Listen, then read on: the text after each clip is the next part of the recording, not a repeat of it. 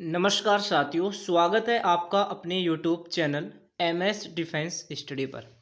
साथियों, जैसे कि आपको पता है लगातार जो है वो हमारी एसएससी एमटीएस की क्लासेस चल रही है जीके जीएस की, जिसमें हम बात कर रहे हैं साथियों वो इम्पोर्टेंट क्वेश्चन जो कि आपकी एग्जाम में आने की 100% साथियों 100% जो है वो आपकी संभावना है। ये क्वेश्चन साथियों आपके किसी न किसी शिफ्ट में आपके जरूर आपसे पूछे जाने वाले हैं एसएससी एमटीएस के एग्जाम में। तो साथियों वीडियो को पूरा अंत तक जरूर देखिए, और जो भी साथी चैनल पर नया है साथियों चैनल को आप जरूर सब्सक्राइब कर लीजिए, जिससे आने वाली सभी वीडियो का जो नोटिफिकेशन है वो आपको तुरंत मिलता रहे। और उन क्वेश्चनों की पीडीएफ के लिए आप हमारे टेलीग्राम चैनल से जुड़ सकते हैं। टेलीग्राम चैनल का लिंक आपको साथियों डिस्क्रिप्शन में दिया गया है, वहां से जाकर आप टेलीग्राम चैनल को ज्वाइन कर सकते हैं और इन सभी क्वेश्चनों की पीडीएफ वहां से आप डाउनलोड कर सकते हैं। तो चलिए साथियों स्टार्ट करते हैं आज के इन क्वेश्चनों को। तो 526 नंबर क्वेश्चन साथियों आपकी स्क्रीन पर है, जल्दी से आंसर दीजिए कमेंट सेक्शन में। क्वेश्चन आपसे बोल रहा है कि किस अभिलेख से यह साबित होता है कि चंद्रगुप्त का प्रभाव पश्चिम भारत तक फैला हुआ था। तो किस अभिलेख से यह साबित होता है साथियों, आंसर दीजिए कमेंट सेक्शन में। तो राइट आंसर यहाँ पर होने वाला है साथियों रुद्रदमन का जूनागढ़ अभिलेख। किससे? रुद्रदमन का जूनालेख अभिलेख से यह साबित होता है कि चंद्रगुप्त का जो प्रभाव है साथियों ये पश्चिम भारत तक फैला हुआ था। तो इस क्वेश्चन का जो राइट आंसर होगा वो हो जाएगा साथियों आपका ऑप्शन नंबर सी। ठीक है, चलिए नेक्स्ट क्वेश्चन की ओर बढ़ते हैं। अगला क्वेश्चन देखिए 527 नंबर क्वेश्चन है और आंसर दीजिए कमेंट सेक्शन में। क्वेश्चन है साथियों भारत में किस प्रकार की शासन व्यवस्था अपनाई गई है? आंसर दीजिए साथियों भारत में किस प्रकार की शासन व्यवस्था जो है ये अपनाई गई है? तो ये आपकी अपनाई गई है साथियों ब्रिटिश संसदात्मक प्रणाली। कौन सी? ब्रिटिश संसदात्मक प्रणाली अपनाई गई है आपके भारत में साथियों। तो इस क्वेश्चन का जो राइट आंसर होगा वो होगा ऑप्शन नंबर बी। चलिए अगला क्वेश्चन देखिए 528 नंबर क्वेश्चन है किसने मालखेत को राष्ट्रकूट राज्य की क्या बनाया साथियों? राजधानी बनाई है। तो किसने बनाई है आपको? तो ये आपके बनाई है साथियों अमोघ वर्ष ने। किसने? अमोघ वर्ष ने मानखेत व या आप बोल सकते हैं मालखेत को क्या बनाई है? राष्ट्रकूट राज्य की क्या बनाई है साथियों? राजधानी बनाई है। ठीक है, चलिए अगला क्वेश्चन की ओर बढ़ते हैं। अगला क्वेश्चन देखिए 529 नंबर क्वेश्चन है महात्मा गांधी का नील उत्पादक किसानों की दुर्दशा को देखने हेतु चंपारण आने का जो आमंत्रण है वो किसने दिया था साथियों? तो किसने दिया था महात्मा गांधी को नील उत्पादक किसानों की दुर्दशा को देखने हेतु चंपारण आने का जो आमंत्रण है वो किसने दिया था? तो वो आमंत्रण जो साथियों वो दिया था आपके राजकुमार शुक्ल ने। किसने दिया था? राजकुमार शुक्ल ने दिया था साथियों, याद रखना राजकुमार शुक्ल ने दिया था। ठीक है, तो इस क्वेश्चन का जो राइट आंसर होगा साथियों वो हो जाएगा आपका ऑप्शन नंबर ए। ठीक है साथियों, चलिए अगला देखिए 530 नंबर क्वेश्चन है मुसलमानों के लिए अतिरिक्त निर्वाचक मंडल प्रारंभ में किसके द्वारा लाया गया था? तो किसके द्वारा लाया गया था साथियों? मुसलमानों के लिए अतिरिक्त जो निर्वाचक मंडल है वो प्रारंभ में किसके द्वारा लाया गया था? तो ये आपके मार्ले मिंटो सुधार जो कि 1909 में लाया गया था। मार्लो मिंटो सुधार के द्वारा लाया गया था। तो इस क्वेश्चन का जो राइट आंसर होगा वो हो जाएगा साथियों ऑप्शन नंबर बी। ठीक है, चलिए अगला क्वेश्चन देखिए 531 नंबर क्वेश्चन है लोकसभा व राज्यसभा की संयुक्त बैठक कब होती है? लोकसभा व राज्यसभा की संयुक्त जो बैठक है साथियों वो कब होती है? तो ये आपकी होती है एक बिल जिस पर दोनों सदन सहमत ना हो उस पर विचार करना और पास होना क्या होती है साथियों? लोकसभा व राज्यसभा की बैठक कब होती है ये आपसे पूछा है कि लोकसभा व राज्यसभा की जो बैठक है वो कब होती है? तो एक बिल जिस पर दोनों सदनों सहमत न हो और उस पर विचार करना और पास करने पर जो है वो लोकसभा व राज्यसभा की क्या होती है साथियों? संयुक्त बैठक होती है। तो इस क्वेश्चन का जो राइट आंसर होगा वो होगा साथियों आपका ऑप्शन नंबर सी। चलिए अगला क्वेश्चन देखिए 532 नंबर क्वेश्चन है भारतीय हीरा संस्थान कहां पर स्थापित है? भारतीय हीरा संस्थान आपसे पूछा है साथियों। ऑप्शन आपको दे रखे हैं नई दिल्ली में, सूरत में, मुंबई में या जयपुर में। तो भारतीय हीरा जो संस्थान है साथियों ये आपके है कहां पर?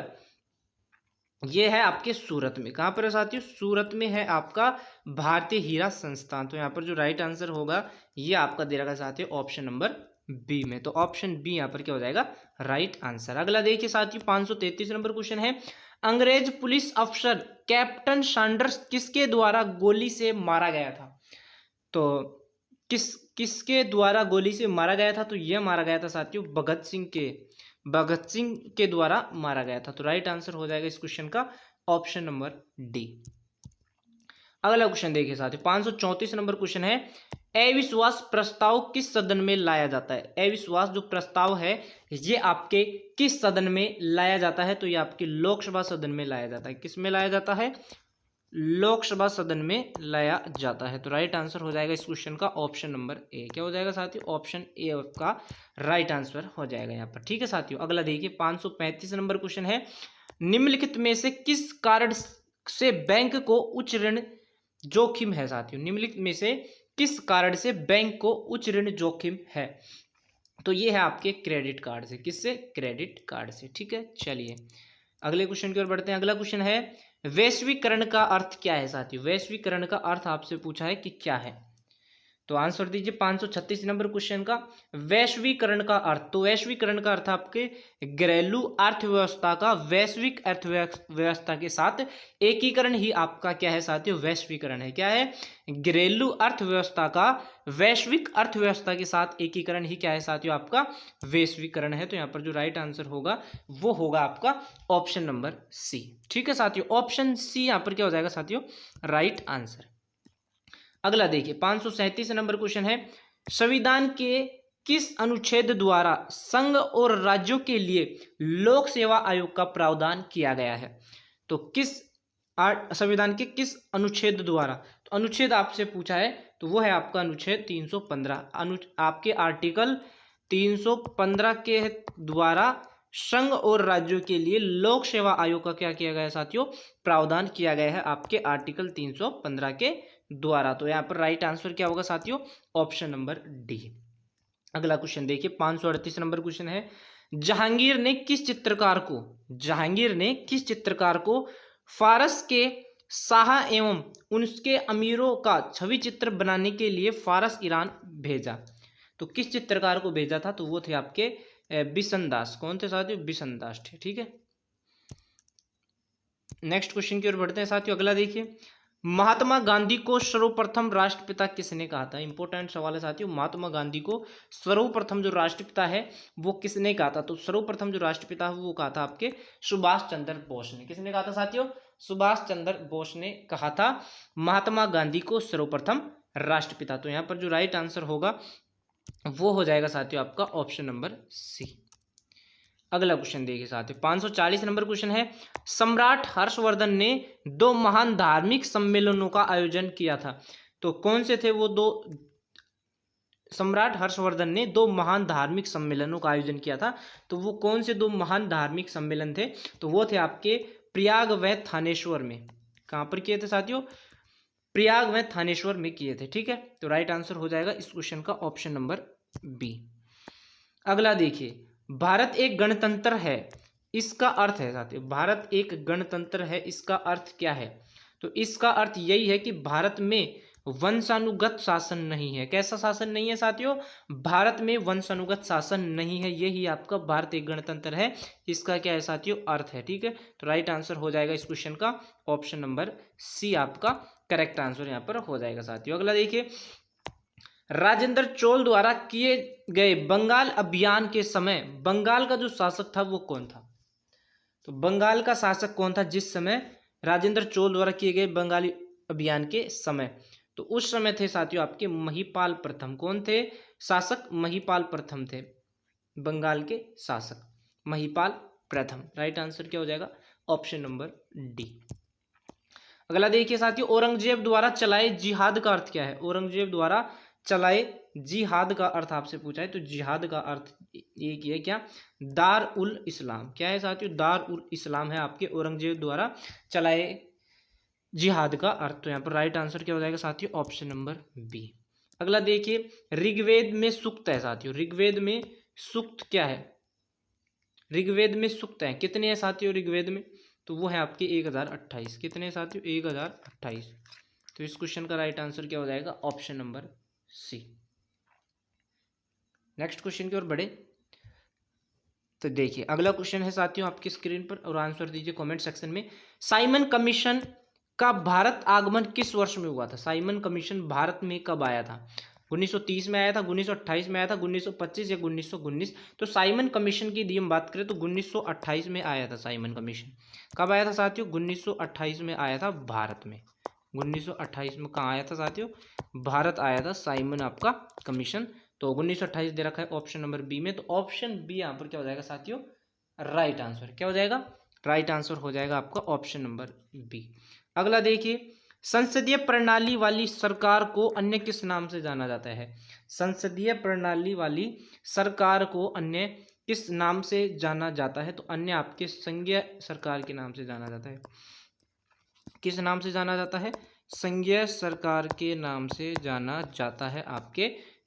ठीक है, तो राइट आंसर हो जाएगा यहाँ पर ऑप्शन नंबर सी। अगला देखिए, 1857 के विद्रोह का तात्कालिक कारण था साथियों। 1857 के विद्रोह का तात्कालिक कारण क्या था? तो उसका तात्कालिक एक ही था कि चर्बी वाले कारतूसों का प्रयोग आरंभ करना। क्या था? चर्बी वाले कारतूसों का प्रयोग आरंभ करना था 1857 के विद्रोह का तात्कालिक कारण। तो यहाँ पर जो राइट आंसर होगा वो होगा आपका ऑप्शन नंबर ए। चलिए अगला देखिए, जातक किसका ग्रंथ है साथियों? जातक जो है ये आपका किसका ग्रंथ है, ये आपसे पूछा है। तो जातक की बात करें तो ये आपके बोध का ग्रंथ है। किसका है साथियों? बोध का ग्रंथ है आपका जातक। तो यहाँ पर राइट आंसर हो जाएगा इस क्वेश्चन का ऑप्शन नंबर सी। अगला देखिए, भारतीय संविधान के किस अनुच्छेद के अंतर्गत वित्त आयोग के गठन का प्रावधान है? तो आर्टिकल आपसे पूछा है कि भारतीय संविधान के किस अनुच्छेद के अंतर्गत वित्त आयोग के गठन का प्रावधान है? तो ये है आपके अनुच्छेद 280 के तहत, आर्टिकल 280 के तहत। ठीक है, तो राइट आंसर हो जाएगा आपका ऑप्शन नंबर बी। 280 के तहत क्या है? अंतर्गत वित्त आयोग के गठन का प्रावधान है। तो राइट आंसर हो जाएगा ऑप्शन नंबर बी। अगला देखिए, संविधान का कौन सा अंश भारत के नागरिकों को आर्थिक न्याय प्रदान करने का संकेत करता है? तो कौन सा अंश भारत के नागरिकों को आर्थिक न्याय प्रदान करने का संकेत करता है? तो राइट आंसर हो जाएगा इस क्वेश्चन का वो होगा आपका क्या? राज्य के नीति निर्देशक तत्व। राइट आंसर क्या हो जाएगा? राज्य के नीति निर्देशक तत्व। तो कौन सा अंश है साथियों? तो वो है राज्य के नीति निर्देशक तत्व भारत के नागरिकों को आर्थिक न्याय प्रदान करने का क्या करते हैं साथियों? संकेत करता है। तो राइट आंसर हो जाएगा इस क्वेश्चन का ऑप्शन नंबर ए। क्या हो जाएगा? ऑप्शन ए आपका राइट आंसर यहाँ पर हो जाएगा। तो ये थे साथियों आज के कुछ इंपॉर्टेंट सवाल। तो वीडियो को ज़्यादा से ज़्यादा शेयर करें। जो भी साथी चैनल पर नया है साथियों, चैनल को आप जरूर सब्सक्राइब करें। तो मिलते हैं साथियों नेक्स्ट वीडियो में। जब तक के लिए साथियों, जय हिंद।